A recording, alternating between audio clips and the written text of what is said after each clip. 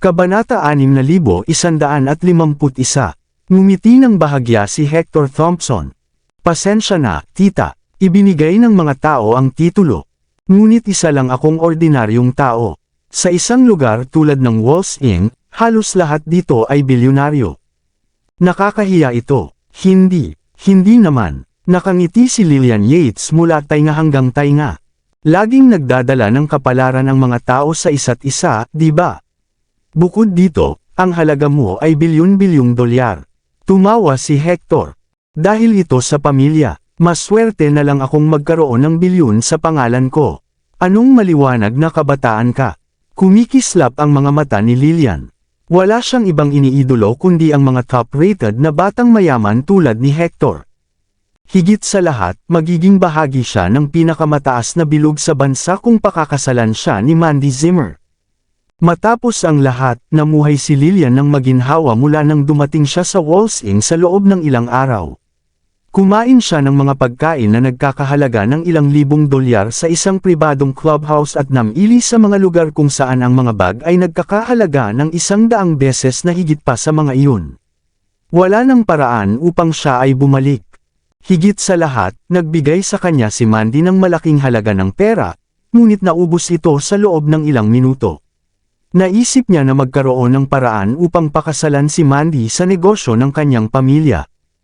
Kung mangyari iyon, makakapag-aksaya siya ng pera na gusto niya. Tama, Hector, dahil ginawa mo si Mandy ng malaking pabor, normal lang na bayaran kita bilang kanyang ina. Agad na sinunggaban ni Lillian ang pagkakataon. Paano ito? Ayaw ko sanang makialam sa mga kabataan, pero dapat laging suklian ang kabutihan, di ba? Malugod na inilabas ni Lillian ang 150 dolyar.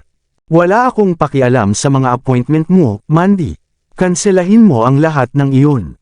Tretuhin mo si Young Master Hector sa isang pagkain. Ako ang bahala sa lahat. Tumingin si Lillian muli kay Hector. Oh, Hector, maliit na pabor lang ito.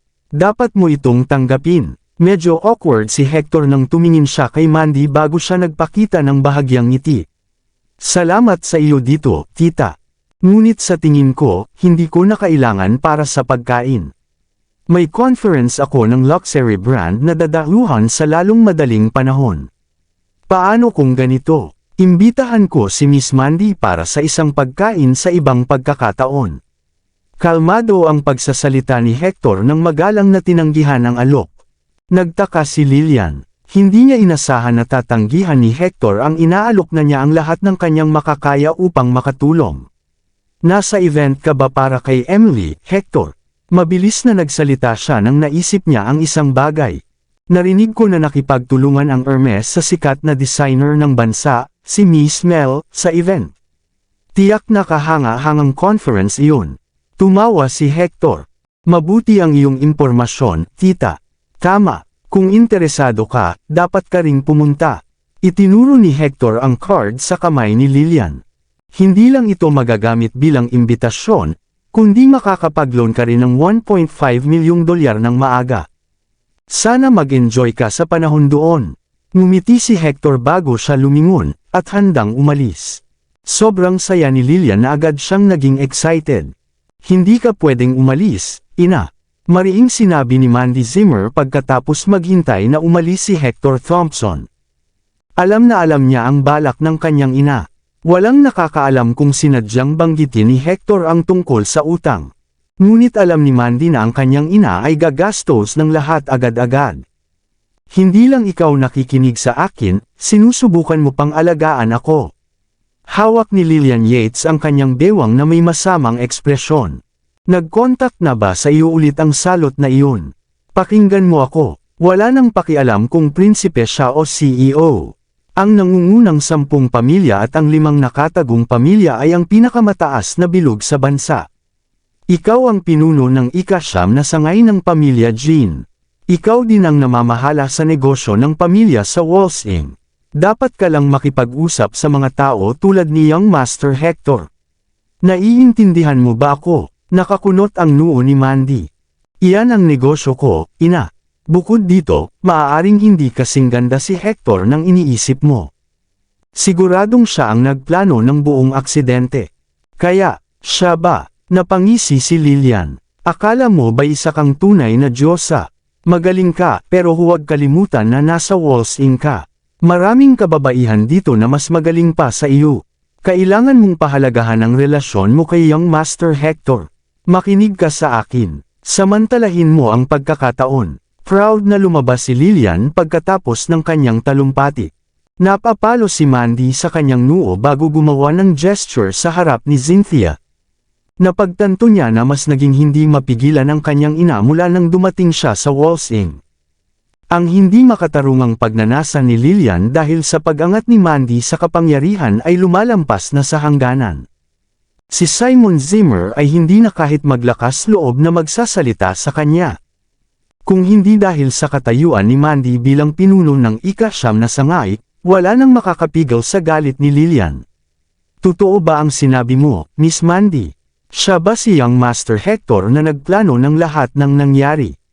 Takot na tanong ni Maya Lee nang umalis na si Lillian at ang iba. Sino ang nakakaalam? Masyadong malalim ang tubig dito, sagot ni Mandy. Ang buong kasaysayan ng bansa H ay nakatipon dito. Ang maingat na pagpaplano at pasensya ay sapat na upang makamit ang isang bagay na ganito. Bukod dito, kahit na dumaan lang siya, hindi napigilan ni Mandy ang pag-iling ng kanyang ulo.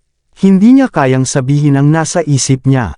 Matapos ang maikling pagninilay sa sitwasyon, mabilis niyang itinabi ang iniisip. Mag-hire ng bagong grupo ng mga gwardya. Tandaan, hindi lang sila dapat magaling na mandirigma, kundi dapat din silang mapagkakatiwalaan. Dalhin ang mga nasugatan sa ospital. Bigyan sila ng $15,000 bilang pensyon. Bukod dito, pinag-isipan ni Mandy ang mga bagay ng ilang saglit. I-wire ang 1.5 milyon sa bank account ng aking ina. Siguraduhin hindi niya gagamitin ang utang ni Hector. Kung hindi, magiging mahirap tumanggi sa mga salita ni Hector kung ginastos niya ang pera. Bahagyang tumango si Maya bago nag-atubiling saglit. Dapat kong ipaalala sa iyo, Miss Mandy, wala nang masyadong pondo ang kumpanya na maaaring gamitin. Ano ang ibig mong sabihin? Nanigas si Mandy Zimmer. Wala na bang gaanong pera ang kumpanya? May natitira pang milyon-milyong dolyar na sobrang pera, di ba? May hindi ka alam, Miss Mandy. Ang sahod ng mga manggagawa sa construction site at ang bayad sa mga supply ay dapat bayaran ngayong buwan. Dahil dito, hindi pa nailalabas ang mga pre-sale certificate para sa mga commercial building. Hindi pa natin kaya ibenta ang mga building dahil doon. At dahil gumagastos tayo ng napakaraming pera ng walang cash flow, natural lang nakukulangan tayo sa pondo.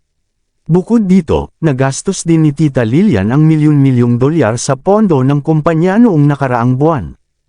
Kung mag-wire tayo ng isa pang 1.5 milyon sa kanya ngayon, hindi na natin maipaliwanag ito sa mga nasa itaas kapag nalaman ng accounting department. Natural lang na ang ika-9 na sangay ng pamilya Jean ang namamahala sa negosyo ng real estate sa Walls Inn.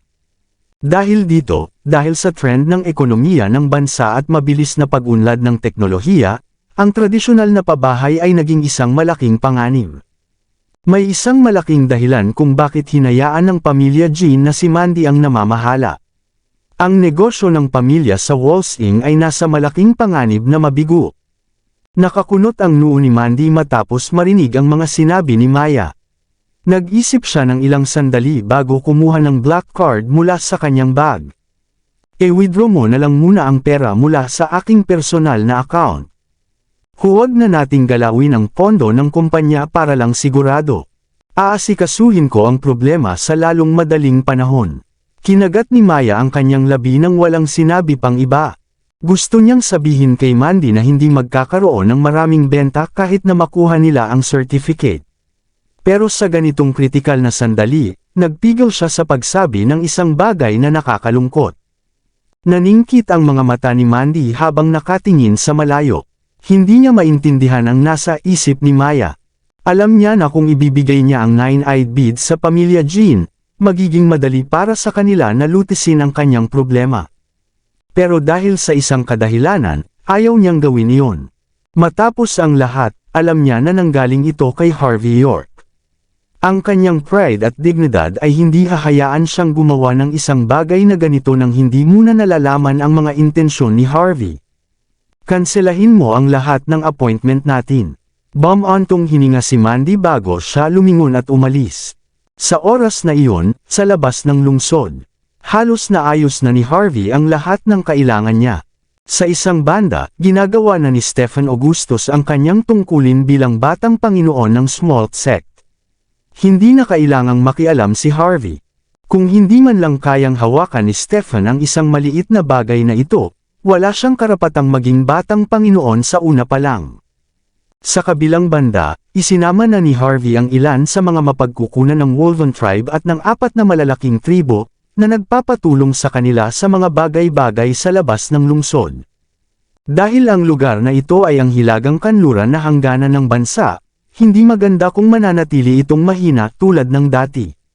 Matapos hawakan ang mga pag-aayos, nag-isip ng ilang sandali si Harvey.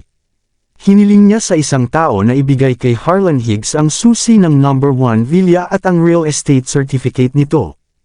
Matapos ang lahat, tinrato siya ng mabuti ng lalaki noong siya ay naroon. Isang matagal nang hinihintay na tawag ang sa wakas ay dumating nang matapos na ni Harvey York ang kanyang mga gawain. Tiningnan ni Harvey ang numero sa screen nang siya ay biglang natigilan. Matagal na, Yvonne. Ang labas ng lungsod ay masaya pala, ano? Nagsalita si Yvonne Xavier sa isang mapaglaro pero malungkot na tono.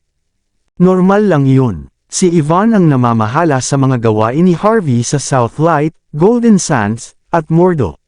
Si Yvonne ay isang maaasahang tulong, ngunit kahit siya ay lubos na nalulunod sa dami ng trabahong ibinigay sa kanya.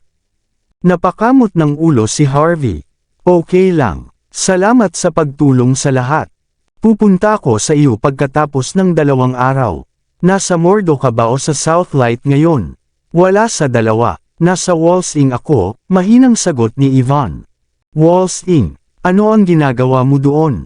Natigilan si Harvey. Hindi naman niya sinabi kay Yvonne na pumunta doon. Akala mo ba gusto kong pumunta? Bumantong hininga si Yvonne. Dapat alam mo na isa ka sa mga board member ng Country H Commercial Group, di ba? Ako ba? Mukhang nalito si Harvey. Bahagi ako ng grupo. Ikaw, nag-sign up din ako para sa iyo, mahigpit na sagot ni Yvonne. Dahil dito, hindi naman malaking bagay iyon. Ang ginawa ko lang ay gumawa ng kopya ng aplikasyon para sa iyo sa pang-araw-araw na ulat. Batay sa sobrang abala mo, malamang hindi mo nabasa ang email na ipinadala ko sa iyo. Binuksan ni Harvey ang kanyang laptop habang siya ay hindi makapaniwala. Tiningnan niya ang kanyang inbox bago niya nahanap ang isang 3 buwang gulang na email na hindi niya pa nakikita. At ano naman ang tungkol doon? May problema ba sa pagiging board member? Tanong ni Harvey. Wala naman, sagot ni Yvonne. Dahil dito, nagdesisyon ang chairman na maagang magretiro dahil sa kanyang kalusugan. At dahil napakakomplikado ng mga sangay sa loob ng organisasyon, walang angkop na kapalit ang napili para palitan ang chairman. Sa pamamagitan ng isang malaking internal voting, napili ka. Ibig sabihin, ikaw ang susunod na chairman ng organisasyon. Kumurap ang mga mata ni Harvey nang hinawakan niya ang kanyang sentido. Teka lang, clear natin ito. Nag-apply ka ng posisyon bilang board member 3 buwan na ang nakakaraan. Nagdesisyon ang chairman na magretiro hindi nagtagal pagkatapos. At napili akong maging susunod na chairman. Walang katuturan ito. Akala ko rin, sagot ni Yvonne. Pero, may naisip ako matapos noon. Sinasabi nila na ang bawat board member ay may isang boto lang. Wala ring sinuman sa kanila ang maaaring bumoto para sa kanilang sarili. Dahil nag-aalangan silang bumoto para sa iba, at dahil mababa ang posibilidad na ang mga boto ay mapunta sa kanilang sariling mga sangay. Nagdesisyon silang ibigay ang kanilang mga boto sa iyo. Napili ka sa ganitong paraan. Batay sa pamamaraan, kailangan mong italaga ang iyong sarili bilang chairman dito sa loob ng ilang linggo. Kumurap ang mga mata ni Harvey. At kung hindi ako pupunta, ituturing itong kawalang galang, at ituturing ka ng organisasyon bilang kaaway. Blacklist ng organisasyon ang Sky Corporation sa buong bansa bilang resulta. Natatakot ako na kailangan mong pumunta kahit anong mangyari, Sir York. Naayos ko na ang pinakamabilis na flight para sa iyo patungong Walsing. Kinuyam ni Harvey ang kanyang mga labi. Siguro dapat tayong mag-isip ng ibang bagay. Walsing. Maraming salamat sa lahat ng sumusubaybay. Please subscribe and follow my YouTube and Facebook channel, Filipino Novel. Maraming salamat po. Kabanata 6155. Bago pa matapos magsalita si Harvey York, naisip ni Yvonne Xavier ang isang bagay. Tama, Sir York. May isang bagay na dapat kong ipaalam sa iyo. Maaaring nagkagulo ang iyong ex-wife. Tumigil si Harvey bago siya ay walang magawa na umiling. E-send mo ang flight number. Sa Walsing, sa isang opisina na matatagpuan sa mga suburb. Ito ang punong tanggapan ng Sky Corporation sa Walsing, na siyang pangunahing gusali ng kumpanya para sa kanilang operasyon. Nakatayo si Ray Hart sa likod ni Yvonne habang inilapag niya ang kanyang laptop bago nag-apoy ng sigarilyo. Sa pamamagitan ng bintana, tinitingnan ni Yvonne ang masiglang lungsod na may libu-libong residente sa isang walang saysay na pagtanaw. Hindi ko pa rin maintindihan, Miss Yvonne, sabi ni Ray ng kalmado. Marami kang ginugugol na pagsisikap sa organisasyon. Tanging mga dayuhan ang makakakita nito bilang si Sir York na nahulog sa posisyon sa pamamagitan ng swerte. Ngunit, hindi ba magiging hindi masaya si Sir York tungkol dito? Higit sa lahat, andito rin si Mandy sa Walsing. Nagpakita si Ray ng kakaibang ekspresyon habang tinitingnan ang likod ni Yvonne. Alam niyang lubos ang nararamdaman ni Yvonne para kay Harvey. Kaya naman hindi niya naintindihan ang kanyang mga kamakailang kilos. Tumawa si Yvonne. Hindi mo inaasahang mananatili si Sir York sa Southlight magpakailanman, di ba? Ang Walsing ay kung saan nagtitipon ang mga Diyos. Madali nang makita ang mga may kakayahan kapag nakarating na sa lugar na ito. Bukod dito, may mga puwersa ang Sky Corporation sa Mordo at Golden Sands. Saan pa kami pupunta kung hindi dito? Sa ganitong masiglang merkado, ang pagiging stagnant ay magdadala sa amin sa likod. Nakakunot ang noo ni Ray. Ngunit kahit ganon, wala namang dahilan para gumastos ng ganitong karaming pagsisikap para maging chairman si Sir York, di ba? Napangiti si Yvonne. Laging kailangan ng isang hari ang malaking pagkatao. Kailangan niyang magkaroon ng matibay na pagkakakilanlan upang ipakita ang kanyang lakas dito, di ba? Dahil hindi niya maipakita ang kanyang pagkakakilanlan bilang head coach, mas mabuti na ang ganitong tawag kaysa tawaging batang Panginoon ng Longmen o kinatawan ng Martial Arts Alliance ng bansa. Matapos ang lahat, hindi angkop ang labanan at pagpatay sa isang lugar tulad ng Walsing. Bukod dito, napaka-coincidence din kung paano ito nangyari. Sino ang mag-aakalang biglang magretiro ang chairman? Wala na tayong ibang pagkakataon na tulad nito kung hindi natin ito papayagan ngayon. Bahagyang tumanggaw si Ray. Naiintindihan ko, sabi niya bago siya nag-isip pa ng sitwasyon. Ngunit tungkol kay Mandy, bakit natin, agad na pinutol ni Yvonne si Ray sa isang mahinahong tingin. Wala tayong pakialam sa kanilang relasyon. Ngunit, malalaman din ni Sir York ang tungkol kay Mandy balang araw. Sa halip na sisihin siya sa pagtatago nito, mas mabuti na itong sabihin ko sa kanya agad. Minsan, ang pakiramdam ng pagkakasala ay senyales din ng pag-ibig, hindi ba? Tama, pag-usapan natin ang ibang bagay. Binago ni Yvonne ang paksa. Gumawa ng mga plano para sa commercial group. May pakiramdam akong hindi madali para kay Sir York na maging chairman. Mayroon tayong sapat na oras. Mas mabuti nang maghanda ngayon kaysa magdasal na lang mamaya. Sa gabi, sa Outskirts International Airport, kinuha ni Harvey York ang kanyang tiket bago dumating sa paliparan at dumaan ng walang abala sa security check. Umalis siya sa gilid ng lungsod ng nagmamadali, pero mabuti na lang at halos lahat ay naayos na. Hiniling niya kay Roman Klein na alagaan ang natitirang gawain. Naniniwala siyang kaya nitong ayusin ang lahat ng maayos gamit ang kanyang karanasan sa madilim na mundo. Bukod pa rito, may suporta rin ito mula kay Dorian Howell. Tungkol naman kina Billy Higgs, Judith Pedler, at iba pa, Sandaling nag-alinlangan si Harvey bago sila tinext. Gusto niyang ipaalam na umalis na siya at magbigay ng maayos na paliwanag. Huminga ng malalim si Harvey bago tumungo sa VIP passageway. Dahil sa maayos na paghahanda ni Yvonne, komportabling nakaupo si Harvey sa first class bago pa man magtagal. Habang iniisip niyang ipahinga ang kanyang mga mata, biglang may narinig siyang nagmamadaling mga yabag mula sa likuran. Isang babaeng nasa edad 20 ang suot ay itim na suit at salaming pang-araw ang lumapit. Tiningnan nito ang paligid ng first class cabin bago tuluyang ibinaling ang tingin kay Harvey. Batay sa kasuotan nito, malinaw kay Harvey na ang suot nitong salamin ay may infrared vision. Sa madaling sabi, kaya nitong tingnan ang lahat na parang walang saplot. Alam ni Harvey na ang sinumang may ganoong klaseng makabagong teknolohiya ay siguradong may malaking koneksyon. Gayunpaman, wala siyang interes na matingnan ng ganoon. Ituloy mo ang investigasyon mo pagkatapos kong umalis, sabi niya nang nakakunot ang noo. Tumalikod si Harvey. Ayaw niyang lumikha ng gulo. May matigas na ekspresyon ang babae habang saglit itong natigilan bago tinanggal ang kanyang salamin. Pasensya na, pero hindi ka pwedeng umalis, matigas nitong sabi habang malamig na nakatitig kay Harvey gamit ang kanyang mga amber na mata. Tinitigan siya pabalik ni Harvey. At bakit naman?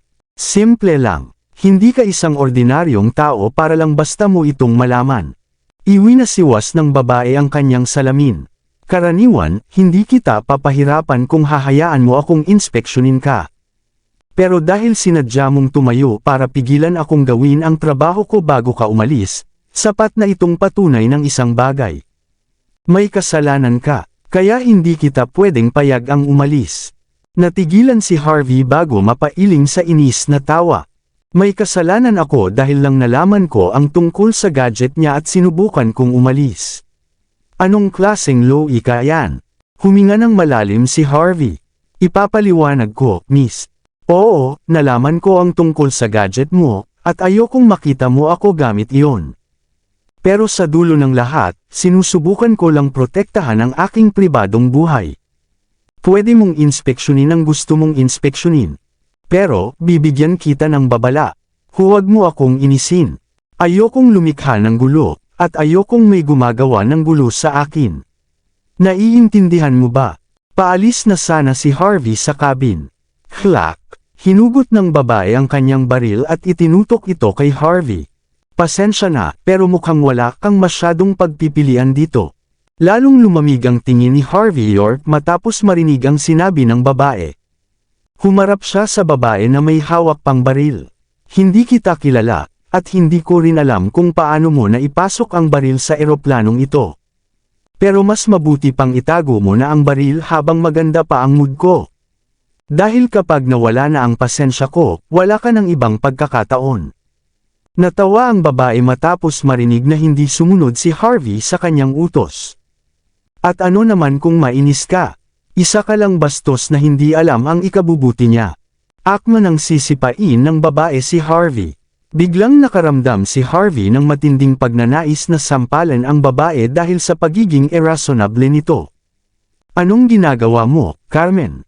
Nasa pampublikong lugar tayo. Huwag kang basta-basta naglalabas ng baril kung wala kang matinong dahilan. Isang may awtoridad na boses ang umalingaw-ngaw mula sa likuran.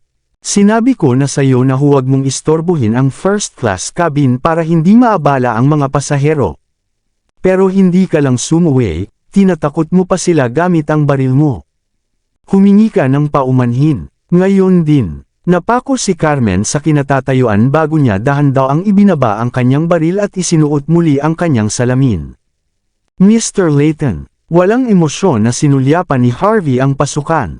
Dalawang lalaking nakasuot ng itim na suit ang pumasok, kasunod ng isang lalaking nasa gitnang edad na may bahagyang uban ang buhok. Hindi nakakatakot ang kanyang presensya, bagkus ay kalmado at mahinahon ito. Malamang, siya ang tinawag ni Carmen na Mr. Layton. Saglit na tinitigan ng lalaki si Harvey bago natigilan, at tila nagulat sa kanyang kabataan. Agad din naman niyang naitama ang kanyang sarili. Natural, bilang isang taong may mataas na katungkulan, marami na siyang karanasan. Hindi siya basta-basta huhusga base lamang sa edad o hitsura ng isang tao. Ang mismong tindig niya ay sapat ng patunay na siya ay may mabigat na posisyon. Lumapit si Layton kay Harvey at nagpakita ng bahagyang ngiti. "Patawad, binata. Masama ang ugali ng anak ko. Huwag mo na sanang pansinin. Humihingi ako ng tawad sa ngalan niya. Kung sapat na ang paghingi ng tawad para maayos ang lahat, ano pa ang silbi ng batas?" Malamlam ang mga mata ng dalawang lalaking nakaitim habang matalim na nakatingin kay Harvey. Samantala, nanlamig ang ekspresyon ni Carmen habang mahigpit na nagngingit-ngit ang kanyang mga ngipin. Nagkakaganyan pa rin siya kahit narinig na ang paghingi ng tawad ni Mr. Layton. Sino ba sa tingin niya ang sarili niya? Tama ka rin naman dyan. Makalipas ang isang saglit ng pag-iisip, nagsalita si Layton. Mukhang magaan lang talaga ang isang simpleng paghingi ng tawad. Paano mo gustong ayusin ito? Hindi ito tungkol sa kung ano ang iniisip ko. Mas mahalaga kung ano ang sinasabi ng batas, sagot ni Harvey. Kung tama ang pagkakaalala ko, isang malaking krimen ang magdala ng baril sa eroplano. Balak mo bang sumuko ng kusa? O gusto mong ipatawag na lang natin ang mga pulis dito? Ngumiti si Layton. Mukhang medyo inis ka na. Hindi napigilan ni Carmen na humarang sa harapan ni Harvey York bago siya matalim na sinukat mula ulo hanggang paa.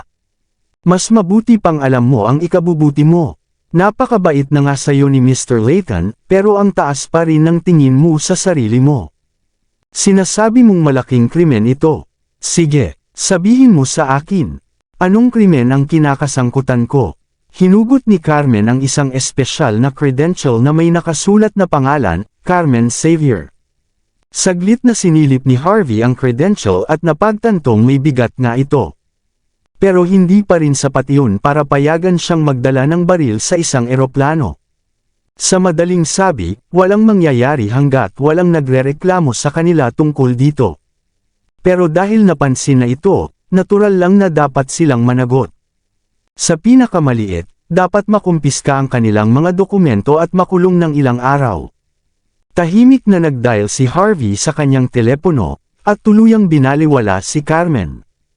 Lalong lumamig ang tingin ni Carmen nang makita niyang hindi pa rin sumusuko si Harvey. Ituloy mo pa rin ba talaga to? Tumingin siya kay Harvey nang may bahid ng pagmamataas at pangungutya. Alam niyang hindi ito pabor sa kanya kung lalala pa ang sitwasyon. Hindi mo ba alam na nagmamadali si Mr. Layton? Ang flight na to ay binuksan lang dahil sa kanya. Pinipigil mo ang negosyo niya sa ginagawa mo. Ginagawa mo lang to dahil napahiya ka, di ba? Dapat sapat na to para matahimik ka. Pinunit ni Carmen ang isang tseke, at isinulat ang ilang numero, at inihagis iyon sa mukha ni Harvey. Nanatiling kalmado ang ekspresyon ni Layton habang pinapanood ang eksena, walang balak pigilan si Carmen. Kahit mukhang magalang siya kay Harvey sa panlabas, ang totoo ay hindi niya ito iginagalang kahit kaunti. Isang sulyap lang ang ibinigay ni Harvey sa tseke bago siya napatawa. $15,000. Ang galante mo naman. Pero mukhang guilty ka nga para subukan akong bayaran, ano? Kung itinapon mo lang ang mga baril at humingi ng maayos na tawad, baka pinagbigyan pa kita. Pero ngayon, wala na akong choice. Pinindot muli ni Harvey ang kanyang cellphone. Nanlaki ang mga mata ni Layton. Sa kabila ng kanyang mataas na posisyon, ngayon lang siya nakakita ng taong nagpakita ng ganitong kawalang galang sa kanya. Halos manginig sa galit si Carmen nang mapagtanto niyang totohanan ng tumatawag ng pulis si Harvey. Hayop ka, hindi mo ba alam kung sino si Mr. Layton? Siya ang vice chairman ng Country H Commercial Group. Ito ay tungkol sa negosyo ng bansa. Isa itong pangunahing prioridad. Kung maaantala ang schedule niya dahil sa katangahan mo, siguradong mapaparusahan ka sa ginawa mo. Saglit na nag-isip si Harvey, at naalala ang ilang dokumentong nabasa niya, bago ngumiti ng payapa. Siya si Layton Xavier. Napahinto si Carmen bago mapait na napatawa.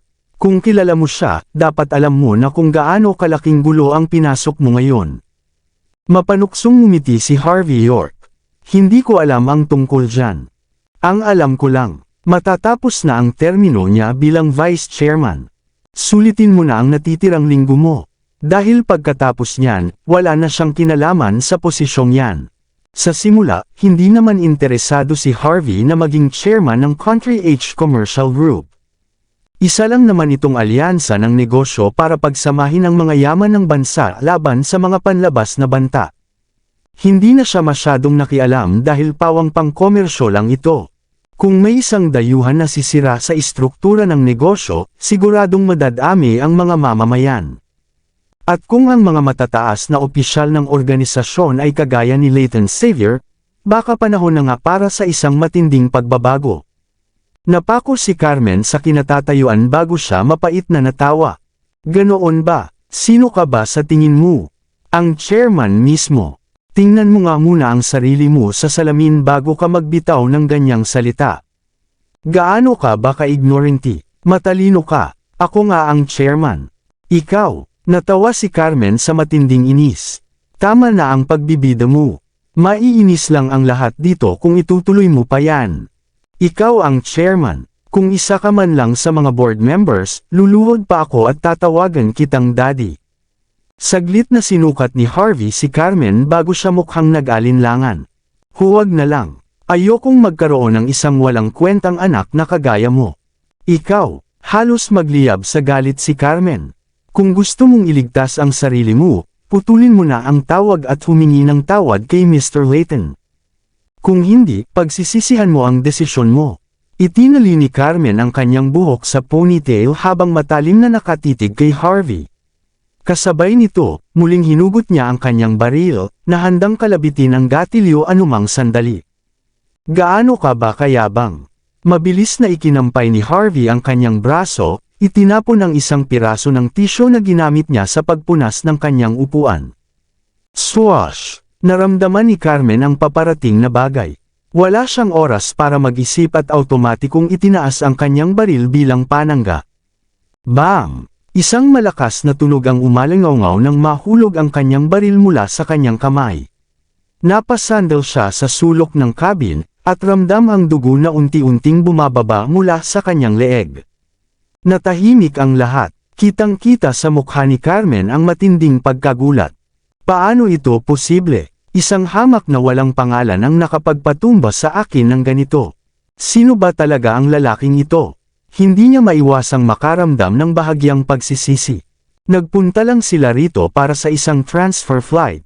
Alam niyang maraming bihasa sa martial arts mula sa labas ng lungsod, pero hindi niya inasahang may ganitong antas ng kakayahan. Nang makita ni Leighton ang nakakatakot na lakas ni Harvey, hindi niya naiwasang makaramdam ng takot. Agad na bumunot ng baril ang apat na lalaking nakaitim na suit. Tumigil kayo, lahat kayo, sigaw ni Leighton. Kabanata 6160. Saglit na nag-alinlangan ang apat na lalaking nakaitim na suit bago nila ibinaba ang kanilang mga baril. Malalim na bamantong hininga si Leighton Xavier bago lumapit kay Harvey York na may pilit ng ngiti. Pasensya na, binata. Lumaki kasi sa layaw ang anak ko. Pasensya na kung naging bastos siya. Pakiusap, maging mas maunawain ka na lang. Carmen, lumapit ka rito at humingi ng tawad. Dahan-daang tumayo si Carmen mula sa sahig, at kita sa mukha niya ang matinding inis. Mr. Leighton, bulong niya habang nanginginig ang gilid ng kanyang labi. Dumilim ang mukha ni Leighton. Nang makita niyang muling nagalit si Leighton, walang nagawa si Carmen kundi ang lumapit kay Harvey. Pasensya na, sigaw niya ng may panggigigil. Sinabi ko na dati. At inuulit ko ulit ngayon.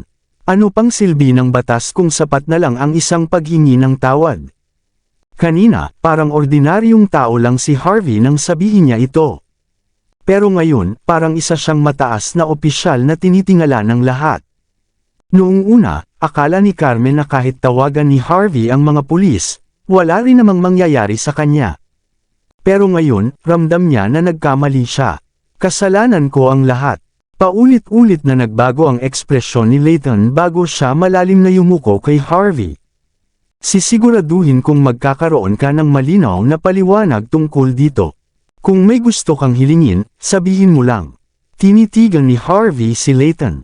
Isama mo silang lahat at sumuko kayo sa mga pulis. Hayaan mong sila ang humawak sa kaso. Huwag kang mag-alala. Si Neil ang namamahala sa Desert Province.